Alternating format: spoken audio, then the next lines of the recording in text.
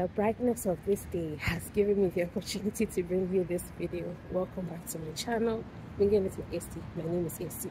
So today I'm not exactly exploring the streets of DC and Washington D.C. I came to meet with a friend of mine, sweet friend of mine, but she's at a conference, so I need to while away time. I did that earlier because I got here at 7:30, and she just got here like 15 minutes ago, and I think it's past 12. So I've been sitting in the lobby for a while of the hotel for a while. I'm waiting for her, but I was catching up with a series that I have been watching on YouTube. It's a Nigerian series. So I am about to walk to the Smithsonian Museum. I got to know about Smithsonian because of Olivia Pope. What was that series called? Refugee. So because I don't have Wi-Fi, I checked the directions on the map, and I made a screenshot and then I took a screenshot of it. So that's what I am using. So let's see how this goes.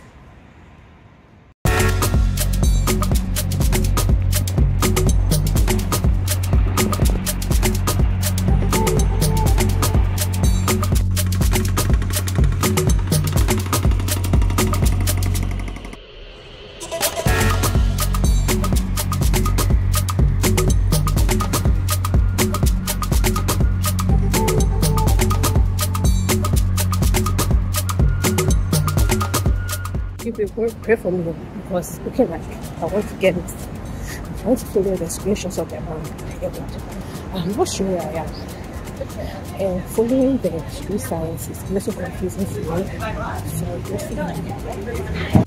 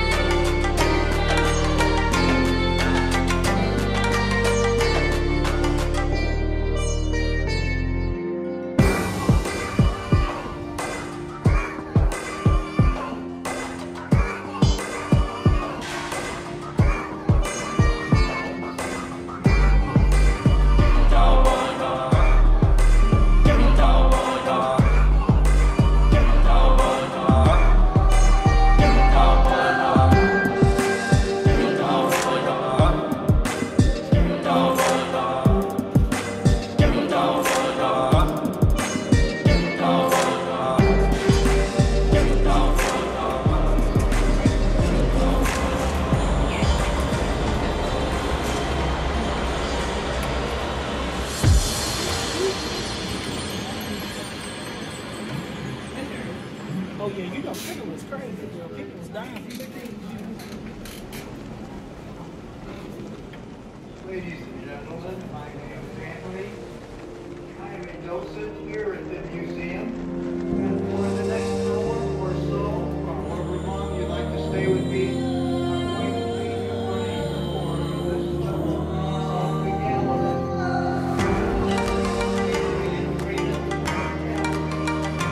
While I can, I want to point out that the press monitor on the other side of this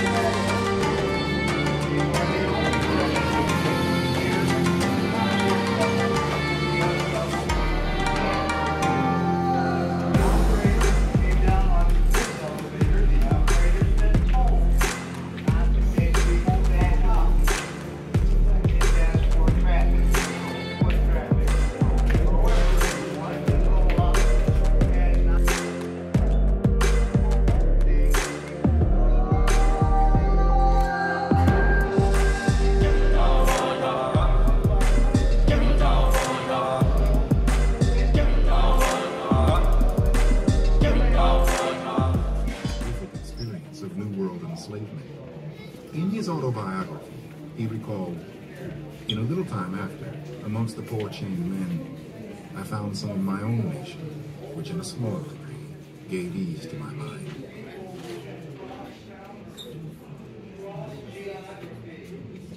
The church, governments, and companies invested in the business of slavery. The sale of enslaved Africans and the profits made from their labor developed European nations and New World colonies. Men such as Henry Lawrence, a partner in one of the largest slave trading houses in colonial North America, transformed their profits into position and power. Lawrence sold thousands of enslaved Africans in the 1750s. He gained influence as one of the wealthiest colonists and later became a prominent member of the Continental Congress. The wealth generated by slavery was enormous for nations as well. By 1833, when Great Britain abolished slavery, the country paid out roughly $2.4 billion in today's currency to compensate British slave owners. The transatlantic slave trade was built on profit and human suffering. Despite the harsh reality of the inhumanity of enslavement, enslaved people, forcibly dispersed throughout the Atlantic world, created something more. New connections, new cultures.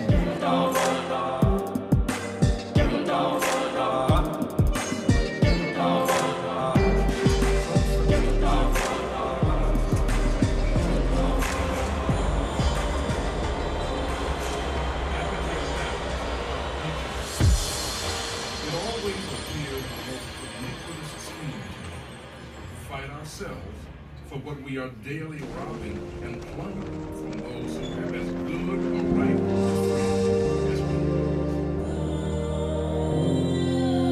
For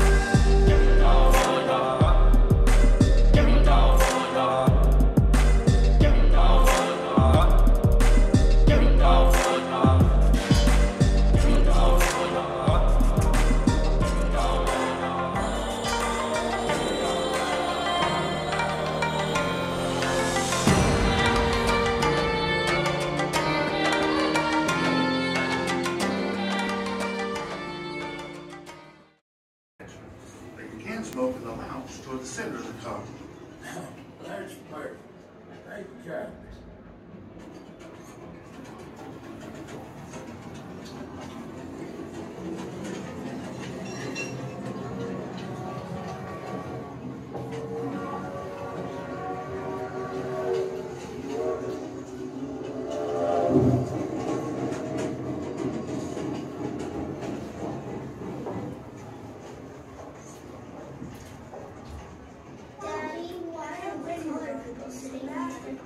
Is there another one we can use? No, honey. This is the only one we're allowed to use on the train.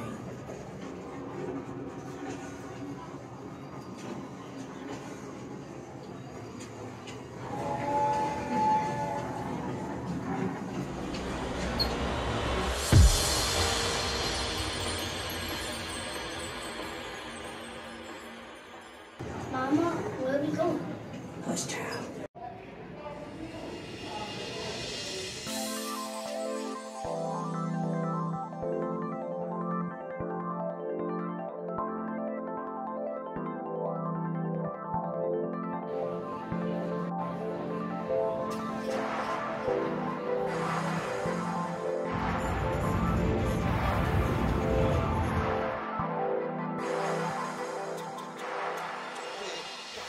So I know that at the beginning of this video that I had said I was going to the Smithsonian, but then I had always wanted to go to the African American Museum, and when I had checked Google Maps, I think it looked like it was much farther and I had to take a train or bus to get there.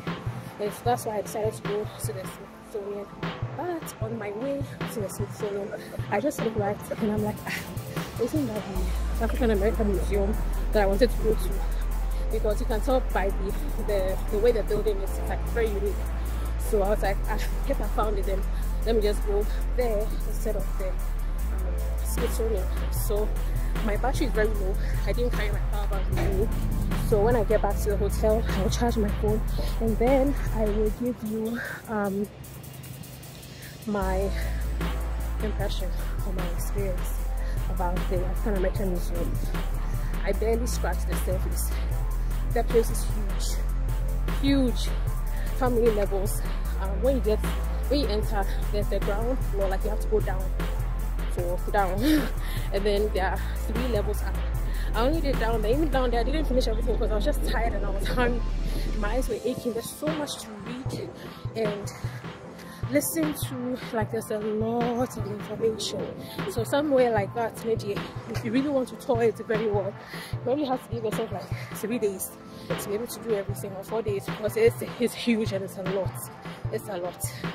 So when I get back to the hotel, I will give you my impressions.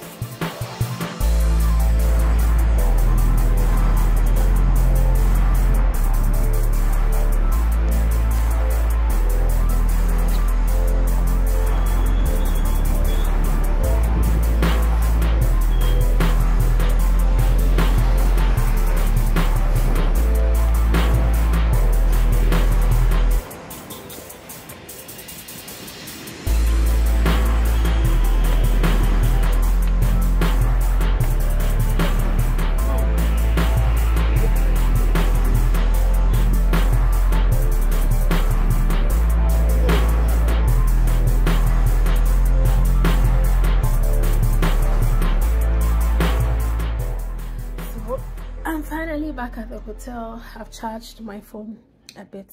So I have a lot to say about the museum. It's huge, like I said earlier, and there are, when you go to the first level, what Ghanaians call ground floor, I think there are 3 levels up and there's 1 level down, and even the 1 level down, there are so many. It's a lot. I didn't finish what I went to even do down there. That one was all about the slave trade and all that. So I don't even know what the other levels. Actually, when I look at the map that they have, I'll know what the other levels offer. It's a lot. I mean, my sister-in-law has said it, and my brother had also said it before, that you need more than 1 day to go through the entire building. But from the little I saw, I mean, Africans have suffered. you know, human beings are wicked. Human beings are wicked. There are so many things that just broke my heart.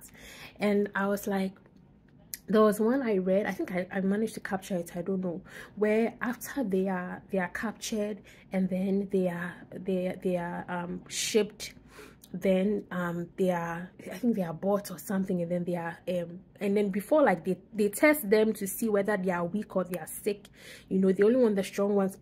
What blew my mind, it was a picture I saw of a slave master, or like those who are selling the slaves or choosing the slaves, licking the face of a slave to test for disease. Was that lab test back in the day? How can you lick somebody's face and know whether or not they have a diarrhea, or they have a stomach infection, or they have HIV, or they have blacks have suffered like such inhumane treatment. I think the ones that also broke my heart were the ones of, I think there was one story I read of, like, you know, mothers being separated from their babies because they are selling all of them separately. Charlie. And then so I feel like sometimes those of us who grew up African, like, you know, you were born and raised in Africa, sometimes we don't understand the struggle of African Americans, you know, because if you take your time to like read everything and listen to everything, the country literally was built on their sweat, you know, and their labor. It was built with them. They literally built it, but they are the ones who are suffering the injustice. Yeah, it's a lot to unpack.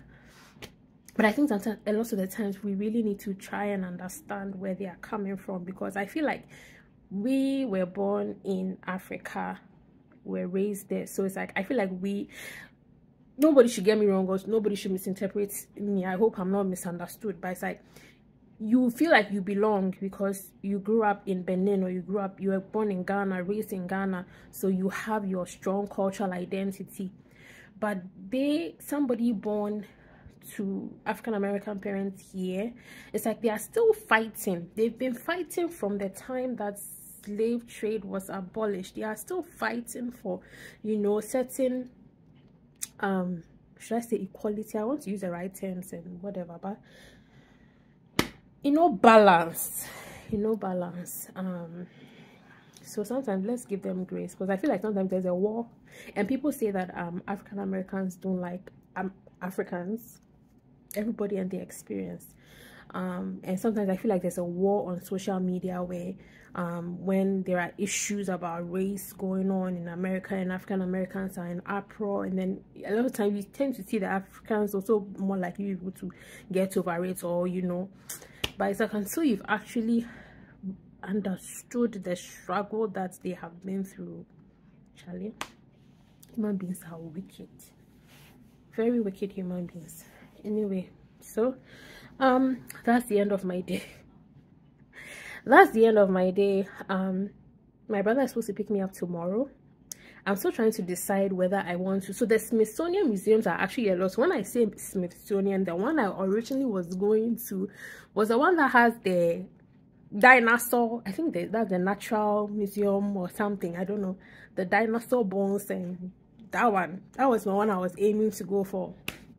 And I ended up at the African American, which is also the Smithsonian. So the Smithsonian has a number of museums, all of them about different things. So I'm still trying to figure out if I still want to do that, because I've realized that I am one of those people. I have an aunt, she loves touring and she's fine doing it alone. I feel like I need somebody with me, because I'm seeing so much information and I'm talking to myself. I want to say it to somebody, you know. I want to voice out my opinions and my comments to somebody, but doing it all alone, all the talking is going on in my head, the dialogue is going on in my head. I don't want that. And the walking and everything, but it's fun. But if I want to do it again tomorrow before I'm picked up, it's either I get picked up early in the morning or I get picked up at 12. Like if I get picked up at 12, it means that I have to while I wait time again by going to another museum. But if I opt to be picked up early, which is like 7:30, means right after breakfast I'll be bus. So I'll make a decision. But thank you so much for watching this video, and I will see you in my next video. Bye.